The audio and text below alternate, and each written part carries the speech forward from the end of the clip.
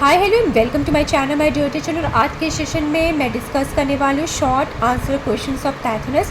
इसका explanation video और MCQ और logical based questions already channel पे अवेलेबल है। अगर आप लोगों ने नहीं देखा है तो ज़रूर देखिएगा, मैं डिस्क्रिप्शन में भी लिंक दे दूँगी।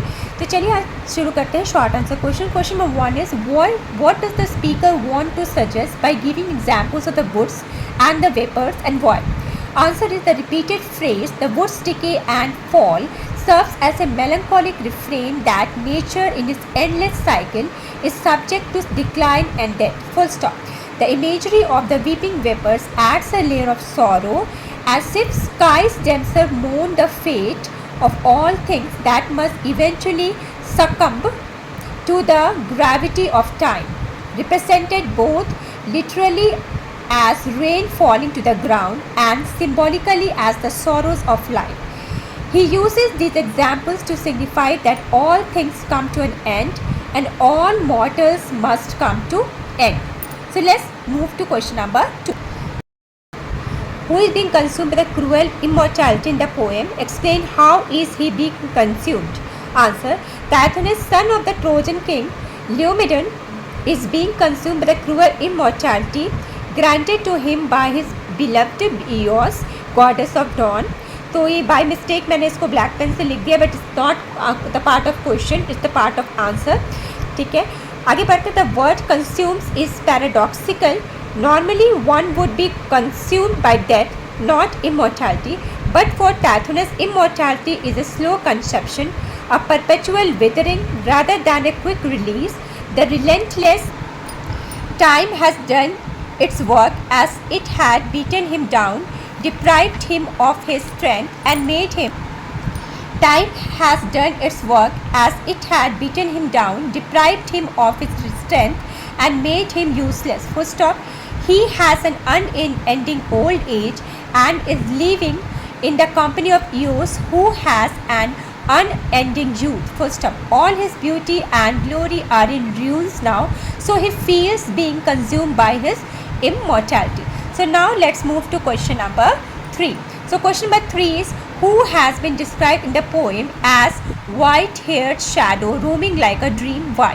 Answer is, Tithonus the Trojan prince is described as the white-haired shadow roaming like a dream. Relentless time had done its work. It had beaten him down, deprived him of his youthfulness, strength and charm, and turned him into a white-haired shadow roaming like a dream. Full stop. The image of white-haired shadow emphasizes his ghostly, insubstantial existence. Full stop. His comparison to a dream floating through ever-silent spaces of the East is replete with the notion of liminality. Full stop. Question number 4 पे आते हैं. Who was once a man? What has happened to him now? This phrase expresses a profound sense of loss. Full stop. Tithonus mourns for himself, recalling his past vitality and glory. He was once a man, full of life and chosen by a goddess.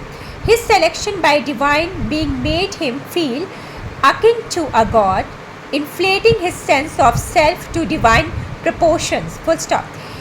It's a wistful reflection on past grandeur now lost. Full stop. He has been maimed by time, which could not end his life, but had beaten him down, deprived him of his strength and made him useless. He has an unending old age, and all his beauty and glory are in ruins now. So now come to question number 5.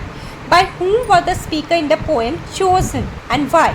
According to the speaker, once he was so glorious in his beauty that the goddess of dawn, Eos, herself chose him to be her life partner. In his youth, he was full of life, vigor and strength that even fascinated a goddess towards him. His selection by divine made him feel akin to God. However, Eos neglected to ask for eternal youth along with immortality for her husband. As a result, Tithonus was condemned to an endless existence of aging and decay. So here we will change paragraph. Eos' choice, driven by her desire to be with him eternally, unintentionally became a source of great suffering for Tithonus. Full stop. So here we are in question number 6. Whom does the speaker ask to give him immortality? Why does he ask for it? How does he describe the giver of immortality after he gets it? The speaker Tithonus, son of Trojan king, got married to Eos, goddess of dawn. Full stop. After marrying Eos, he felt himself not less than God. Full stop. In his own pride and ambition, he demanded immortality from his beloved wife Eos. His wish to be always with his beloved Eos and to become superior to the fatal man urged him to ask for immortality. Now we will change paragraph here. He describes the giver of immortality by comparing her with rich people who give their wealth without much thought to the consequences. The goddess granted him immortality without considering the implications of eternal life, without eternal youth. Okay. So now let's move to question number 7. So question number 7 is, who is referred to by the sentence, but thy strong hours indignant worked their wills? What is the effect of its work on the speaker? So answer is, Tithonus, after getting married to Eos, asked her to grant him immortality as he feared death and always wanted to be with Eos. Eos granted him his wish, but she did not pair it with the gift of eternal youthfulness. So